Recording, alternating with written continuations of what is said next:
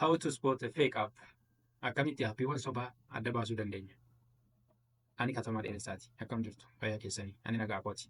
Egaa akkamitti aappiiwwan sobaa yookiin immoo aappiiwwan feekii ta'anii akkamitti adda baasuu dandeenya? Sababiin isaa aappiiwwan muraasni official stoorii irratti yoo paablish ta'aniyyuu aappiiwwan muraasni aappii sobaati. Aappiiwwan kunneen daataa keenya hatuudhaaf yookiin immoo wantoota malishees garaagaraa waan ta'anii fi kanaaf daataa keenya hatuudhaaf paablish waan ta'aniif irraa qusachuun baay'ee barbaachisaadha. Kanaaf adda baasuudhaaf wantoota nuti hordofuu qabnu wantoonni muraasni ni jiru sana waliin ilaalla. Kanaaf inni jalqabaa aappiiwwan adda baasuudhaaf yookiin immoo aappiiwwan aappii leejitimeet ta'anii yookiin aappiiwwan sirrii ta'uu isaanii adda baasuudhaaf wantoonni nuti hordofuu qabnu inni jalqabaa check reviews kan jedhu jira.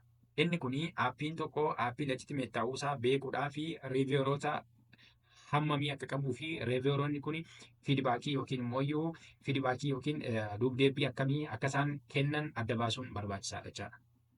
Inni kuni aappichaaf murteessaadha. Sanarratti namoonni muraasni yookiin immoo namoonni hedduun positive feedback kennuu danda'u. Namoonni baay'een yookiin namoonni muraasni immoo negative feedback kennuu danda'u. Inni kuni aappicha legitimate ta'uusaa fi aappichi legitimate ta'uu dhiisuusaa adda baasuu ni dandeenya jechaadha. Kanaaf kallachumaan mee gara play store yookiin immoo app store seennee aappii tokko akka fakkeenyaatti fudhannee haa ilaallu.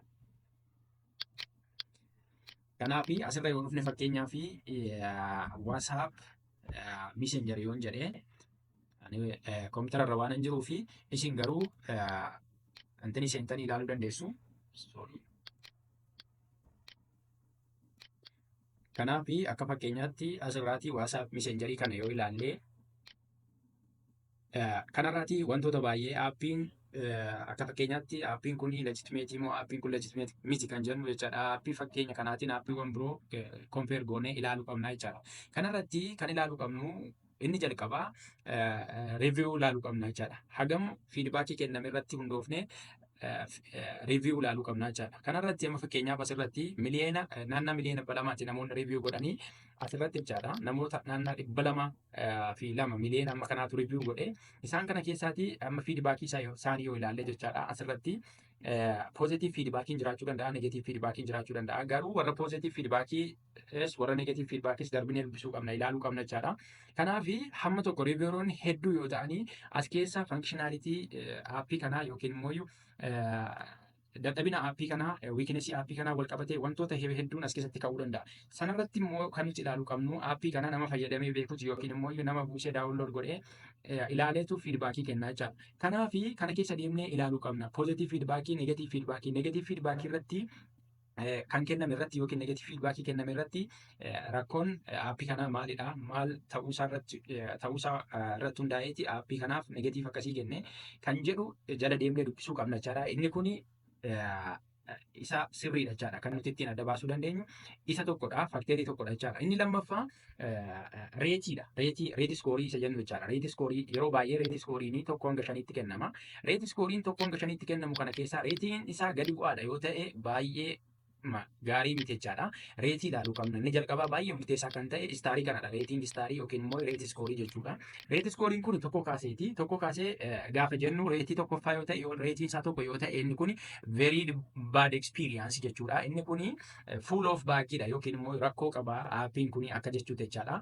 Reetiin isaa 2 yoo ta'e garuu pure experience'a but not complete and usable jechuudha. Kana jechuun aappiin kun pure experience yookiin immoo baay'ee gadi bu'aadha. Garuu guutummaa guutuutti hin hojjetu jechuu miti akka jechuuti.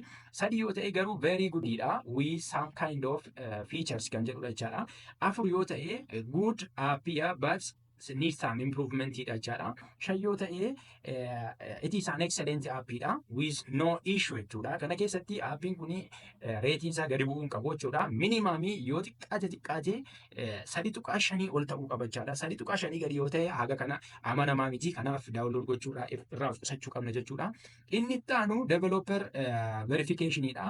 Developerii yookiin kaampaanicha verify gochuu qabna jechaadha. Kaampaanicha ilaallee kaampaanii sirriidha yoo ta'e aappii sirrii ta'uu isaa carraa bal'aadha jechaadha. Kanaaf isa kana check gochuu qabna. As keessatti amma fakkeenyaaf WhatsApp messengeriin kun WhatsApp LLC dha. Kana koppii goonee aappii kana maqaa kaampaanii kana koppii goonee sarchi gochuu qabna jechaadha.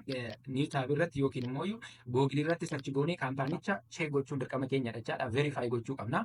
Inni itti aanu immoo kan nuti ilaaluu qabnu permishinidha. Aappiin tokko tokko gaafa daawunlood goonu wantoota baay'ee nu gaafata. Wantoota baay'ee nu gaafata. Inni kuni daataa keenya akkaataa garaagaraatti kolleektii waan ga'uuf aappiin permishinii hedduu waan gaafatuu fi kana keessaatii permishinii daangaa darbe yookiin immoo permishinii akka malee nu gaafate fakkeenyaa fi gaafa daawunlood goonee inistool goonu wantoota inni akses gochuu qabu faayila keenya yookiin immoo faayila bilbila keenya irra jiru hunda isaa akses kan gochuu barbaadu yoo ta'e kuni gaarii miti jechuudha. Kanarraatti tokkosachuun yookiin ilaaluun murteessaadha jechaadha. Inni lammaffaan immoo kaameraa nu gaafachuu danda'a. Kaameraa fuula keenyaa yookiin immoo wantoota fuula keenya kaasan tokko tokko nu gaafachuu danda'a. Isa kana permishinii akkasii kennuun gaarummaa hin qabaatu jechaadha. Ilaaluun gaariidha. Garuu yoo aappiin kun kaampaanii leejitimeet ta'e irraa yookiin immoo kaampaanii beekamaa irraati yoo ta'e haga tokko gaarummaa haga tokko miidhaan qabu. Garuu irraa of qusachuun isaan kana ilaallee konsiidar gochuun gaariidha jechaadha giddu galeessummaadhaani. Inni itti aanu number of daawunloodariidha. Daawunloodarii hagamii namoota hagamiitu daawunlood godheera hagamtu itti fayyadameera aappii kana kan jedhu daawunloodarii ilaaluu qabna jechaadha. Daawunlood aappiin beekamaan tokko yookiin immoo leejitimeet aappiin kun aappiin tokko daawunloodarii miliyeena yookiin immoo miliyeena ol haga biliyeena irra qabaachuu danda'a. Wantoonni kunis faaktarii tokkodha jechaadha. Wantoota kana ilaaluun baay'ee murteessaadha. Kanaan alatti waanuma aappiin kun pileey stoorii irratti yookiin immoo aappii stoorii irratti paablish ta'eef daawunlood gochuun gaarii miti. Konsiidar gochuun gaariidha. Wantoota baay'ee bilbila keenya irratti yookiin immoo wantoota daataa keenya wal qabatan hedduu irratti rakkoo uumuu danda'a waan ta'eef wantoota kana konsiidar gochuu qabna jechuu barbaadeen. Odeeffannoo gaggabaaboo akkasii kanneen siin fayyadan yerootti argachuu yoo barbaadan akkaawuntii kana follow godhaa. Odeeffannoo dabalataa bal'inaan bifa tiitooriidhaan argachuu yoo barbaadan immoo YouTube chaanaliin koo TikTok akkaawuntii koo jala jira, baay'oo TikTok koo jala jira. Karaa sana hordofuu dandeessu. Ulfaadhaa.